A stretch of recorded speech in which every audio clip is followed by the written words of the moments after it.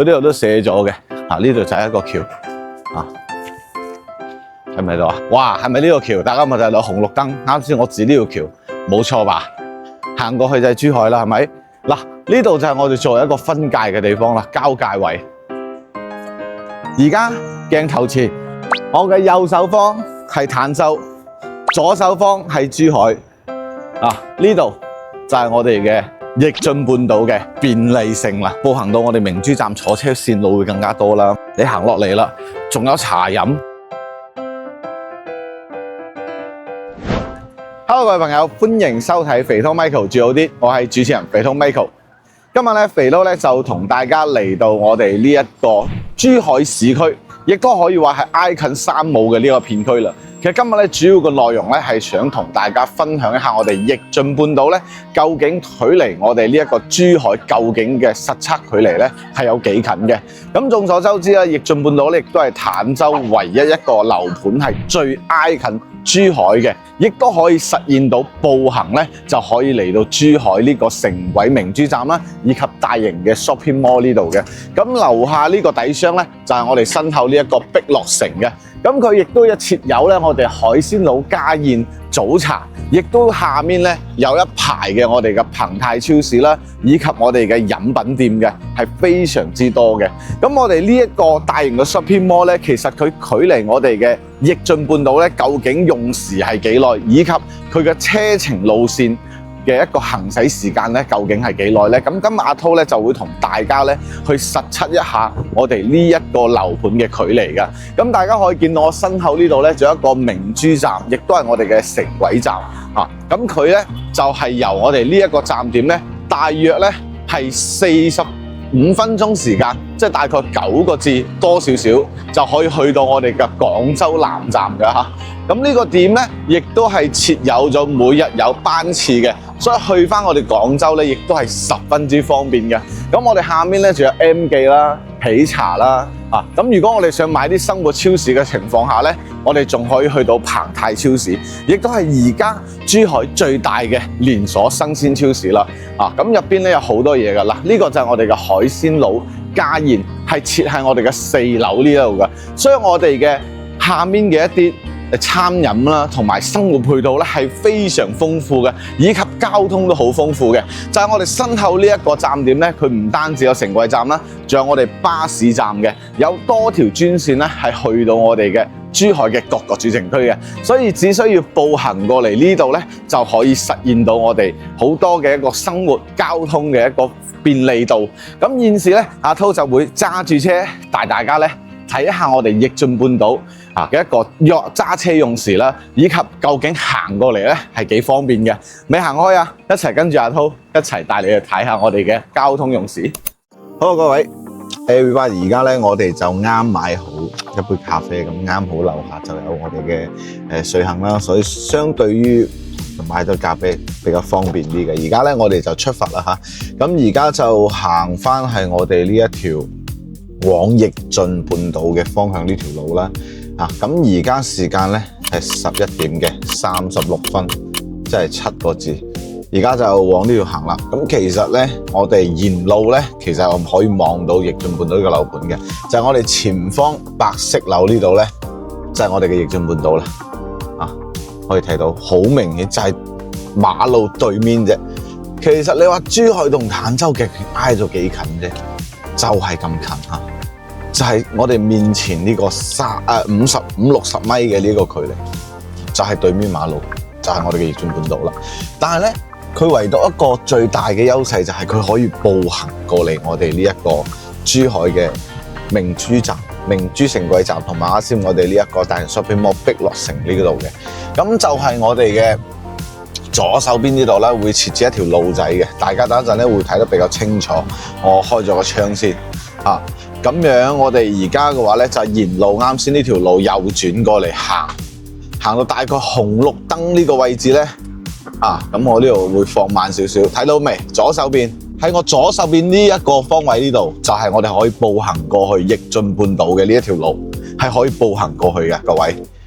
咁我哋車嘅話咧，反而啦，仲要行遠少少掉頭啦，各方面啦，所以我哋車嘅行程咧可能會遠咁樣，稍微嘅幾分鐘，但係步行咧真係好方便啊！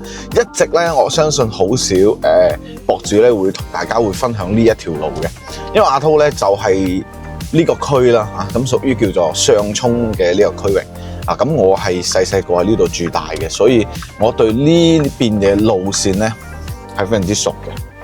咁而家我哋前面揾個掉頭位，再掉頭翻去睇下揸車嘅時間步行咧，因為我之前係實測過嘅，自己步行嘅話大約就係15分鐘唔使大概就如果行到街景啦，我諗都係15、6分鐘嘅步行時間。如果你話行到嗰度，我諗就係10分鐘左右嘅啫。10分鐘左右，因為逆進半島咧，佢個路線咧同街景係差唔多嘅，一左一右咁樣嘅位置，咁所以街景會行入啲咯，可能會多5分鐘。如果行去街景，咁如果係行去逆進半島，我諗應該係10分鐘多少少。啱先都睇到啦，如果揸車嘅話2分鐘就去到嗰個橋嘅橋面嗰度噶啦，所以我哋如果步行嘅話咧，頂籠都係10分鐘可以行到過去嘅。咁而家呢度咧就開車反而要等翻2、3個紅綠燈啦，然後仲要兜路啦，所以其實行路步行會更加方便。如果食完飯啦，咁選擇去步行去我哋嘅碧樂城呢個大型商場度行一行。如果去三武咧都可以嘅。如果呢度步行嘅三武，我諗應該15分鐘到18分鐘嘅步行時間。睇翻個人行路嘅速度，咁如果係去碧樂城咧，啱先我哋嘅大型商場，我諗估計都係10分鐘多少少，所以可能會行去碧樂城會更加方便啲，因為畢竟海鮮佬啦，大家如果嚟過珠海嘅，就知道海鮮佬就同斗門嗰間最大嘅海鮮佬，亦同坦洲嘅嗰間海鮮佬係同一間店嚟嘅。不過我認為個人講句，阿滔覺得咧，我哋啱先呢間海鮮佬咧嘅出品會好食啲。講真嗰句因為點講？因為我覺得坦洲嘅海鮮佬咧都冇呢邊嘅海鮮佬出品咁好。斗門嗰間同呢間都差唔多，但我認為呢間係出品嘅味道係比較好食啲嘅。咁我只不過係個人嘅一啲觀點啫。如果大家覺得邊間海鮮佬好食嘅咧，都可以同阿滔講嘅，阿滔到時再去嘗試一下。因為我哋呢一邊，我認為呢一間海鮮佬係比較味道 OK 嘅。好，咁我哋而家睇翻啦。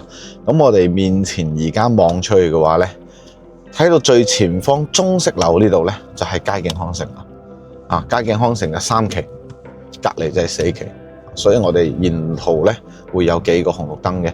咁我哋現時呢個身處呢度啦，仲係屬於珠海嘅樓盤啦。左手邊咧就叫華發未來匯未來匯呢個樓盤係華發嘅，已經係賣咗好多年噶啦。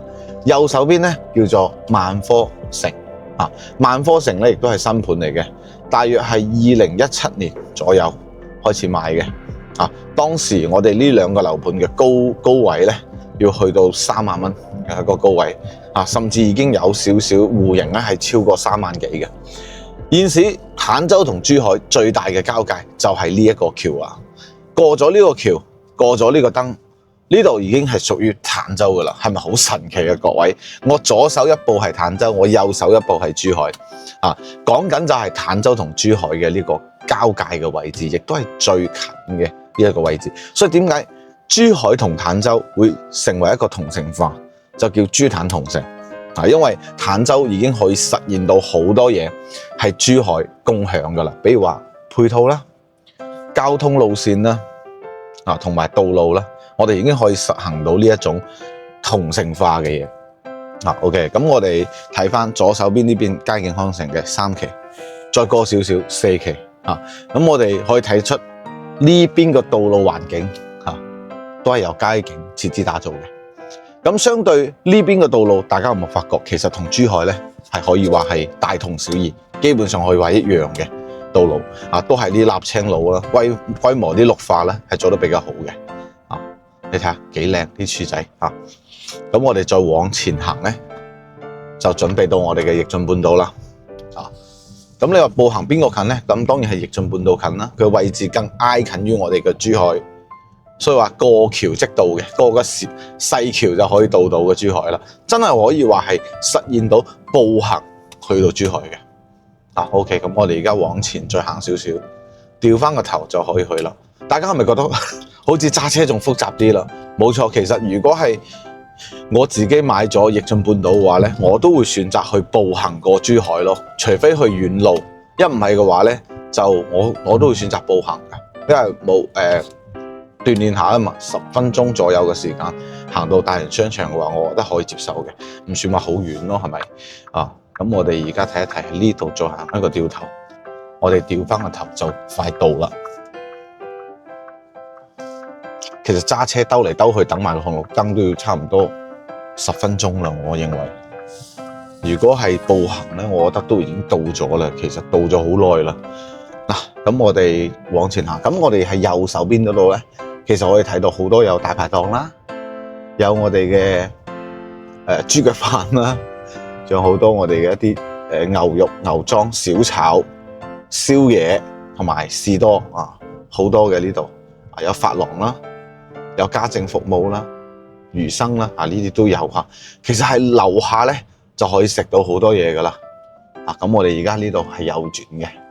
咁我哋行呢條車咧，要行呢條道路入去嘅。入邊咧就有我哋嘅2個樓宇啦。咁首先就係已經有賣咗10幾年嘅，已經售罄咗呢一個叫做錦繡明珠。左手邊呢度係隔離屋苑嘅，右手邊白色樓咧係我哋而家在手嘅逆進半島。咁咧而家呢度可以睇出啦。嗱，我哋其實睇唔睇到前方咧有一個橋嘅，嗰個就係香海大橋，就係以嗰條橋作為我哋嘅珠海同潭州嘅分界線。咁而家我哋直接揸車去到盡頭，同大家步行去翻嗰條橋睇一下。啱先阿濤講呢條橋係咪嗰條啊？以免大家話我造假，我而家就行去嗰條橋，再行翻出去步行，俾大家睇下啱先係咪我紅綠燈指嗰條橋做一個真實嘅一個測試。呢度就係我哋逆進半島個大門啦，同埋車行嘅地方。呢度係其中一個門，生鮮超市、利百家、真鮮超市、快餐店、燒味咁樓下呢啲街鋪咧已經逐漸咁開噶啦，所以好快咁，我諗呢邊咧就已經係屬於一個小鎮咁樣噶啦，咩都有晒啦，啲飲食啲嘢全部都有晒。咁當然呢度唔夠唔緊要，仲可以步行過去珠海。OK， 咁而家我哋就選擇一個車位去停低我哋部車，然後喺呢個橋過行過去，俾各位睇一睇嘅。咁我哋就臨停一下呢個位置啦。OK， 好，咁我哋嘅鏡頭轉移翻去嗰條橋梁，而家我哋就落車。OK， 而家我哋就落咗車啦。咁呢邊咧就我哋逆進半島啦。啱先過嚟睇咗呢個屋苑啦，冇錯啦，係咪白色嘅？咁對面就係我哋嘅綠景啦，綠景喜悅匯。咁係19年高峰咧，係賣到32000，呢邊係均價係14000左右均價，13000幾都有。而家就行翻過去睇一睇呢一邊嘅一個距離。嗱，咁我哋呢邊咧有咩車可以行咧？除咗4個轆嘅車行唔到之外，單車、電動車同埋人行咧都係可以嘅。咁而家我哋就行過去睇一睇下呢個橋過嘅有幾遠。嗱，我哋而家就往呢邊，其實都好多人入出嘅，有冇睇到唔睇到啊？好多人進出嘅，因為呢度咧係可以話睇到步行到我哋明珠站坐車線路會更加多啦。生活更便利啦，同埋咧最緊要係海鮮路啊嘛！你行落嚟啦，仲有茶飲，係咪？嗱，佢呢度都寫咗嘅，呢度就係一個橋，係咪度啊？哇，係咪呢個橋？大家咪就係紅綠燈，啱先我指呢條橋，冇錯吧？行過去就係珠海啦，係咪？嗱，呢度就係我哋作為一個分界嘅地方啦，交界位。而家鏡頭前，我嘅右手方係潭州。左手方係珠海，呢度就係我哋嘅逆進半島嘅便利性啦，亦都係佢嘅一個非常方便嘅一個連接翻珠海嘅一個重要嘅橋梁。OK， 咁即係同我哋步行嘅時間其實差唔多嘅啫喎，10分鐘嘅揸車10分鐘個步行時間，其實真係講真，步行仲方便啦，我認為。好啦，咁今期嘅話呢，就係帶大家分享我哋晉半島啦呢個用時嘅車程啦，同埋步行時間嘅。咁大家呢，如果想繼續關注我哋逆晉半島最新加推嘅戶型價錢啊，同埋佢嘅一個戶型嘅一個格局啦，大家可以留意我阿濤下一條片呢，就會同大家去講解我哋逆晉半島嘅最新加推嘅戶型噶啦。好啦，今期到呢度啦，各位朋友，多謝大家嘅觀看，我哋下期再見啦，各位，拜拜。